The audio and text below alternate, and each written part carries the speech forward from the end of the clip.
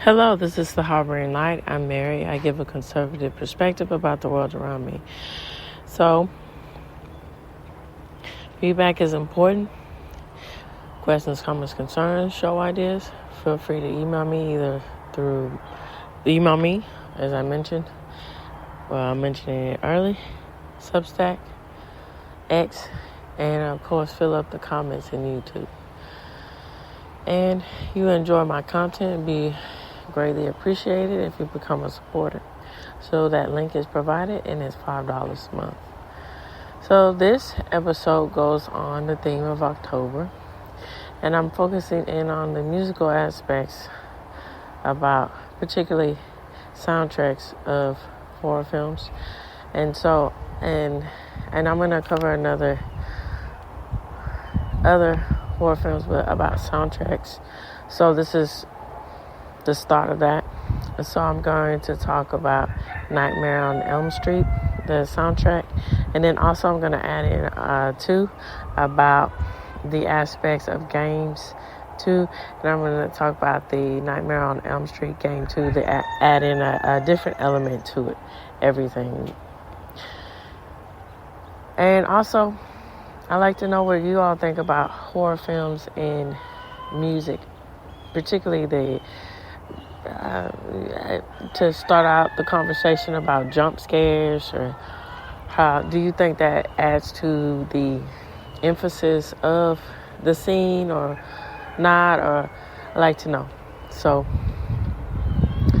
contact me and the social links that I will list is listed under other/links, other links/social, and just let me know. All right, here we go.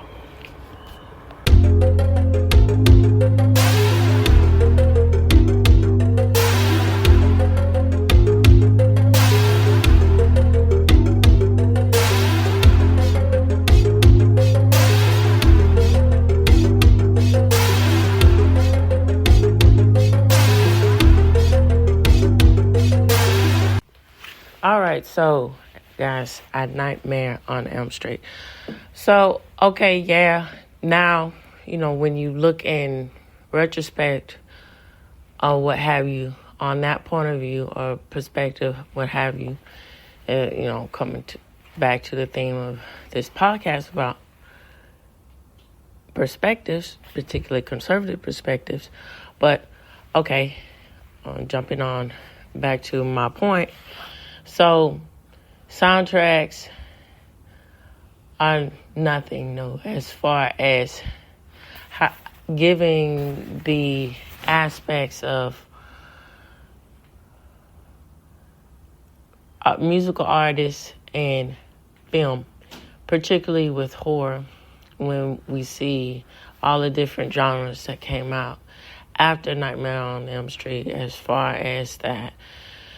Even before Nightmare on Elm Street, with Halloween, would be more of a musical score, and along the lines of having musical artists sound, as far as sound songs, actual songs.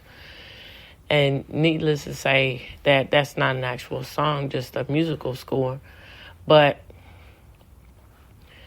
going back to the point, so with the aspects of all these different horror films, like A House of a Thousand Corpses, things like that.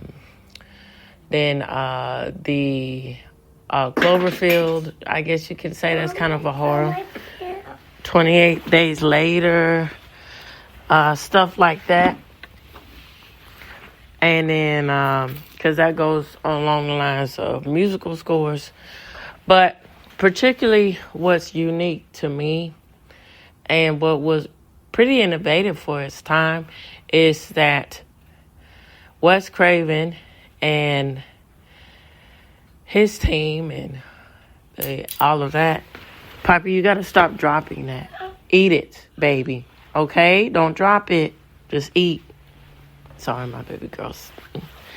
And y'all who have kids, y'all know how that is with dropping and everything. But she's doing a good job. She's trying her best, and she's getting there.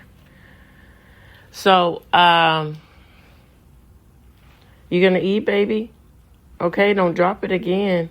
Okay? And sometimes y'all who have kids, y'all know that sometimes she does it on purpose for, thinks it's funny, and just gotta remind them, hey, eat. Okay, so I think it was pretty innovative for its time because they understood the power and the impact of how popular music can influence the aspect of a franchise. And so at the time when Nightmare on Elm Street was at its height, it was going on at its height during the MTV era, the 80s era. So that era was pretty essential to the aspects of music, television, and how that shaped youth culture. And so, droving in on that,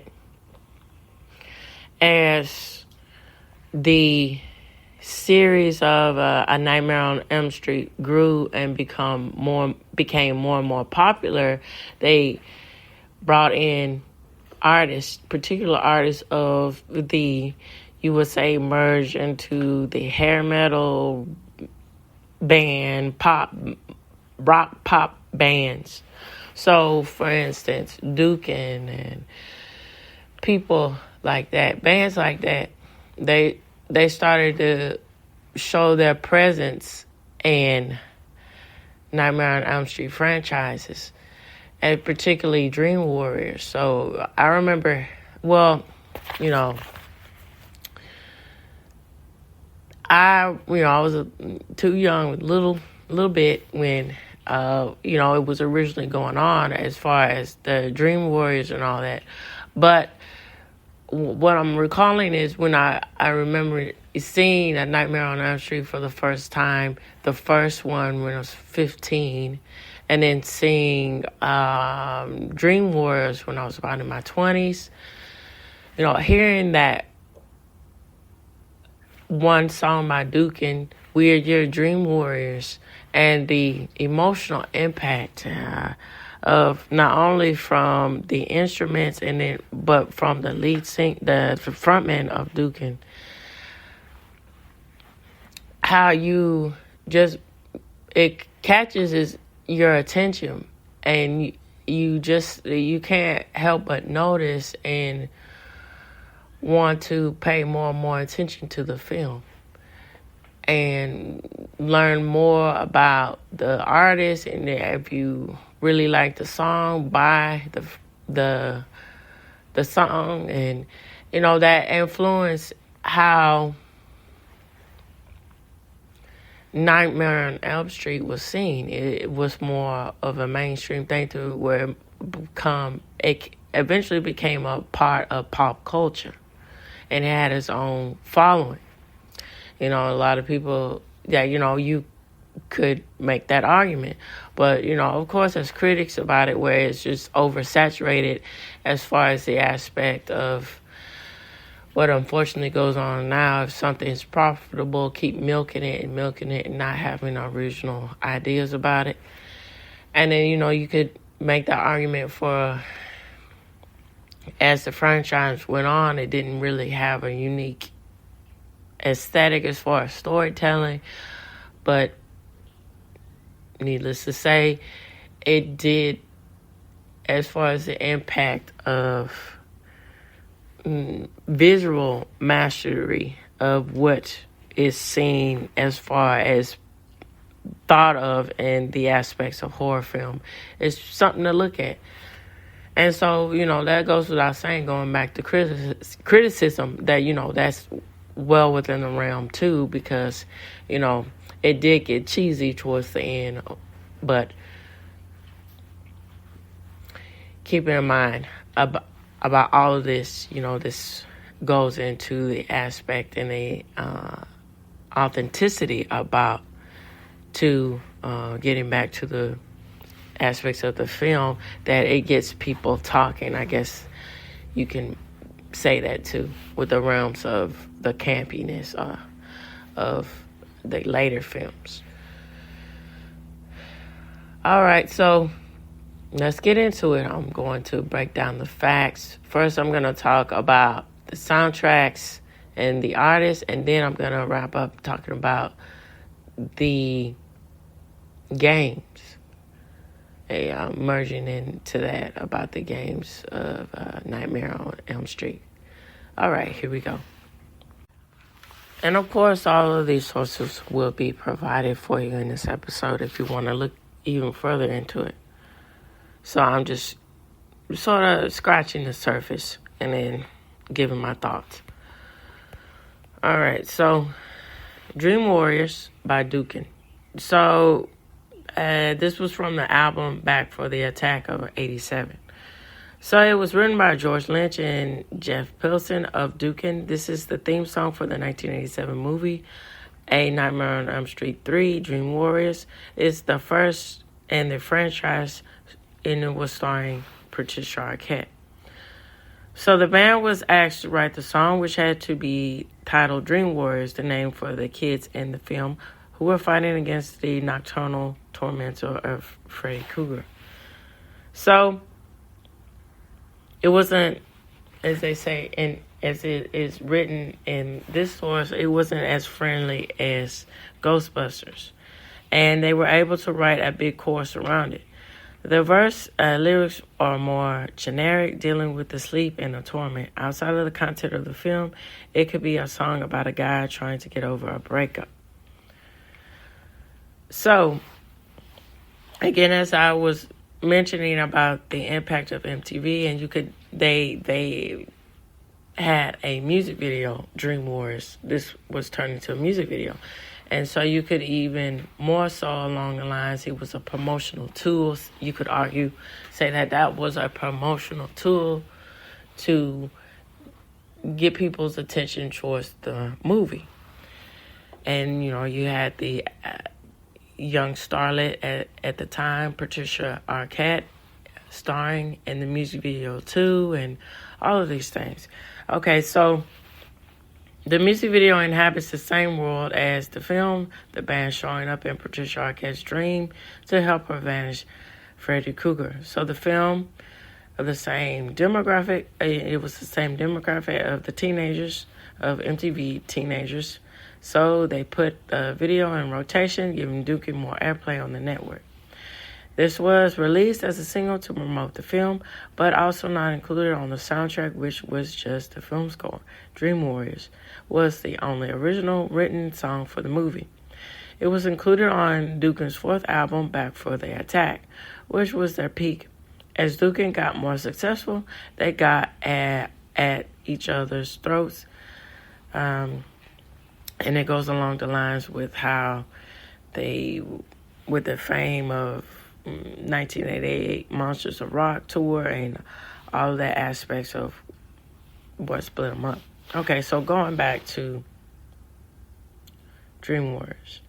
So according to lead singer Don Dukin, when the band got the assignment, he wrote his Dream Warriors and his bandmates wrote theirs. And it says that mine was more up-tempo, more of a rock song. And this was what he said to the Song Facts interviewer.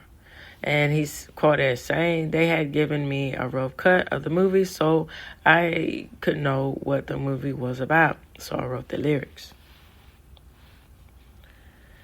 And then, so it says Dukin put some gloss on the song, and they knew they were going to be released. It was going to be released as a single and get videos. And it's saying that it paid off in popularity, but cost them some metal cred. So, that again, that goes along the aspects of hair metal bands of that those sort of bands weren't seen as true the authenticity of metal, as far as, what is thought of as metal, as far as Dio, artists like that, rest his soul. Rest his soul with Ozzy Osbourne, people like that, Black Sabbath, with back to Ozzy Osbourne, more contemporary of Rob Zombie, even more contemporary than that, you could say, you could make the, Metallica, for all the issues with them, still a metal band and things like that. They were just seen as another hair metal bands, as far as bands like Poison. I think Warrant with, I think they made Cherry Pie or Warrant. I think that was the band. But y'all who know, correct me if I'm wrong, or just correct me.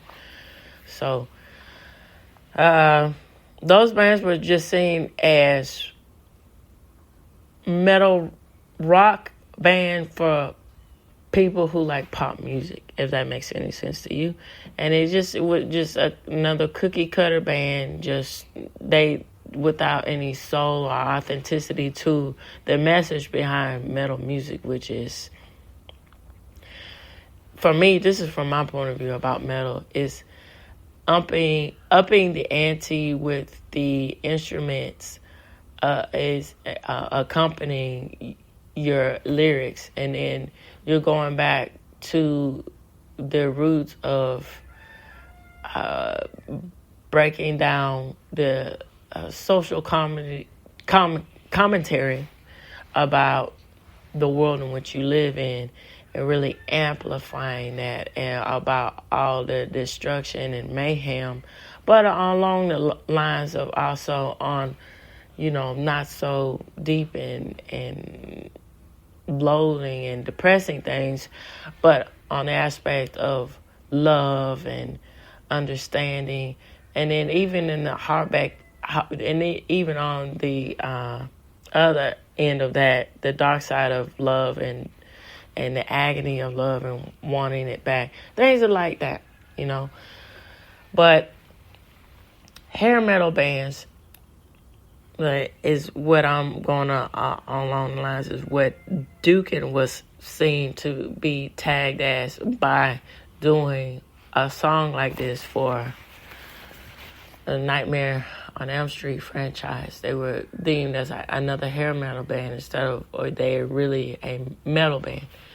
And they were just seen as surface level pop, metal, rock. All right, so let me get into other aspects of music for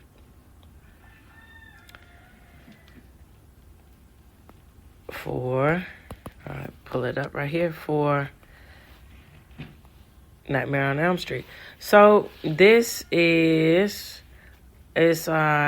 it goes along the lines of talking about, 1984, Nightmare on Elm Street, and it says there sure 213 songs in the credits, but that's about it. So part 2 has some jams in it, but the music was not something that was really connected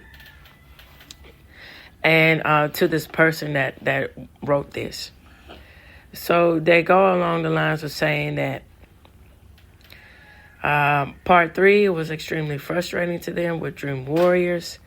And they say, but I'm going to complain. They're not trying to complain too much because of the heavy metal. So they go also along the lines of talking about the Sinead O'Connor tune and how that, as it goes into the aspect of later versions of Nightmare on Elm Street franchise, how they upped the ante of bringing in more pop artists, female pop artists, to give a mix, from my point of view, or give a mix of how that subtle voice, but also having, sultry undertones into her song, and how that changes the dynamic of the films, the later films too, as far as the aspect of horror and music. So, and they go along the lines of saying Dream Warriors might be the best overrated movie related to a song, but Dream Master was the most rock per capita. So many of the scenes particularly are intricately linked to the song that is accompanied by them. And I would agree too. So Dream Warriors, and then what they're saying, their music really, particularly with the way it's presented, is more memorable about what the essence of the movie is about, with how these songs captivated that quite well. So,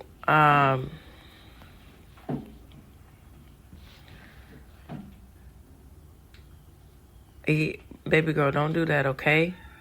Okay? So, I'm going to end on talking about this. Where Dream Child songs are one that's outside of the context of the movie, though memorable within Freddie's Dead's cuts are the opposite. With a few exceptions, most of the songs from the Final Nightmare soundtrack are not one that are much interesting. And it says that the heavy metal trilogy of the franchise were Freddy's Dead, especially the soundtrack, was the, lack of a better word, grungy entry.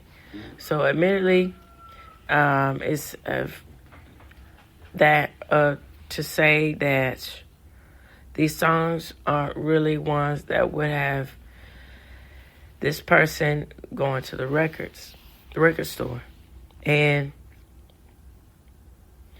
he's equating it to the franchise, how the franchise, ended. That, again, the aspect of it being more campy, more cheesy, and that it's not, there's nothing new or nuanced or original about either the story plot or the songs. And that's unfortunate with the aspect of what can happen when, you get on the bandwagon of something successful.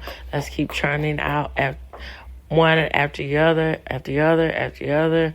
And it tends to miss the whole idea or the whole aspect of sitting down and really crafting things out and making it uniquely different each time.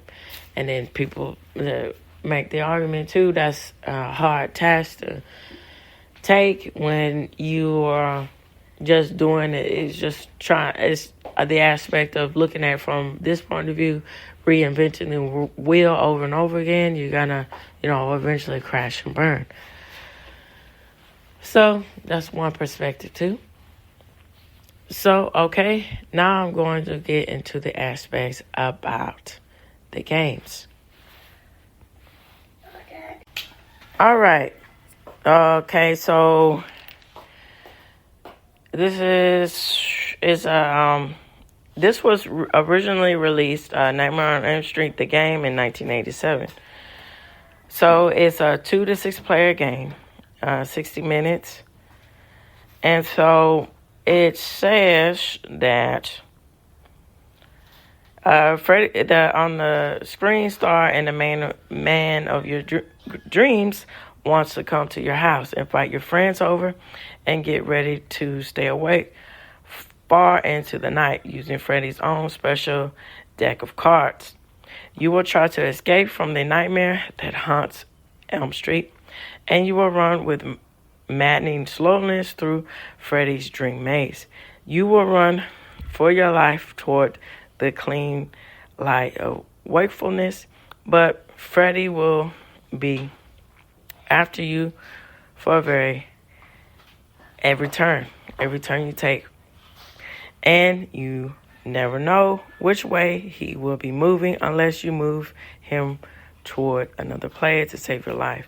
And it's quite interesting, going on the franchise chain of getting different elements of different aspects of people, particularly not genres, just people interested as far as the hobbies.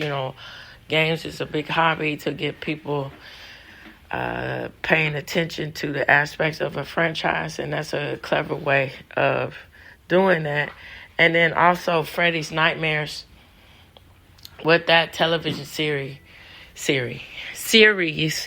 it gave excuse me, it gave another spin about the movie, the movie lineage of